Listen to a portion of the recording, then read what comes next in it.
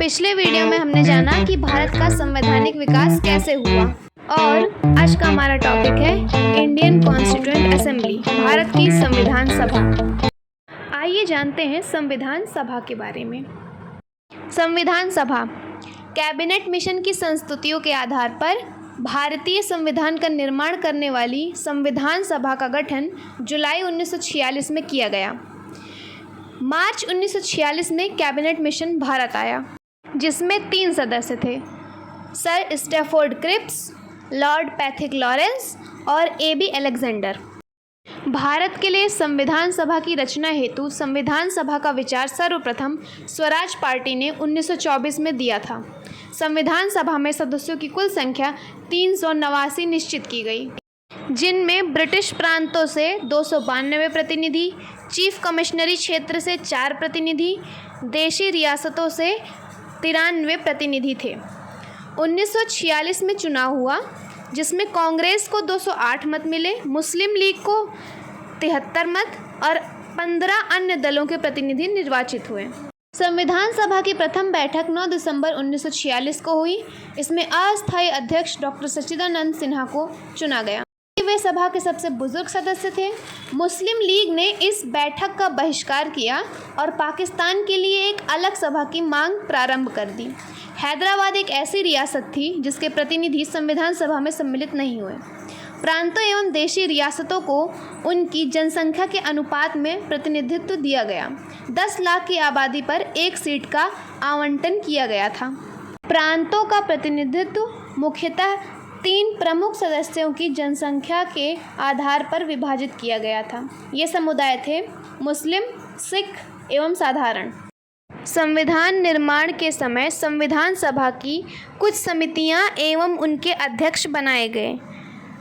संविधान सभा की प्रमुख समितियां एवं उनके अध्यक्ष हैं संचालन समिति, जिसके अध्यक्ष बनाए गए डॉक्टर राजेंद्र प्रसाद, संघीय संविधान समिति, जिसके अध्यक्ष थे पंडित जवाहरलाल नेहरू, प्रांतीय संविधान समिति, जिसके अध्यक्ष थे सरदार वल्लभ भाई पटेल, प्रारूप समिति, जिसके अध्यक्ष थे डॉक्टर भीमराव अंबेडकर, संघ शक्ति समिति, जिसके अध्यक्ष थे पंडित जवाहरलाल नेहरू, मौलिक अधिकारों एवं अल्पसंख्यकों परामर्श संबंधी समिति, इसके अध्यक्ष बनाए गए सरदार पटेल, राष्ट्रध्वज संबंधी तदर्थ समिति, इसके अध्यक्ष बनाए गए डॉक्टर राजेंद्र प्रसाद।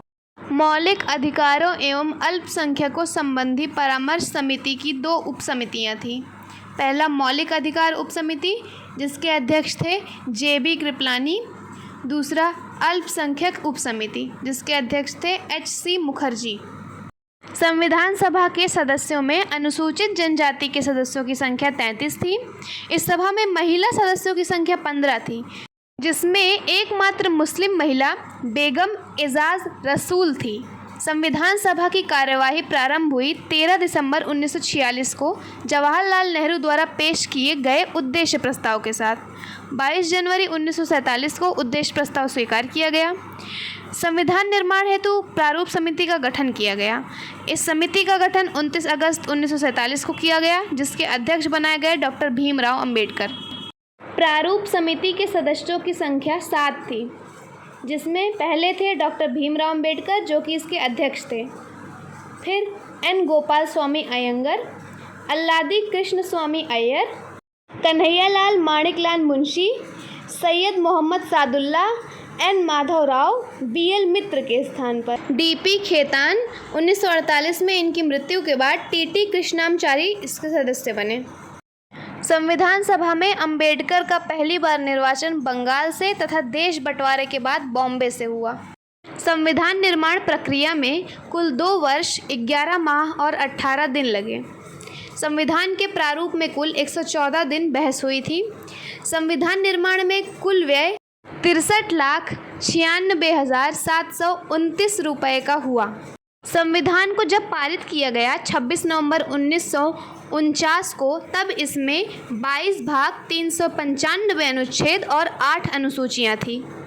वर्तमान में हमारे संविधान में 22 भाग, 395 अनुच्छेद और 12 अनुसूचियां हैं।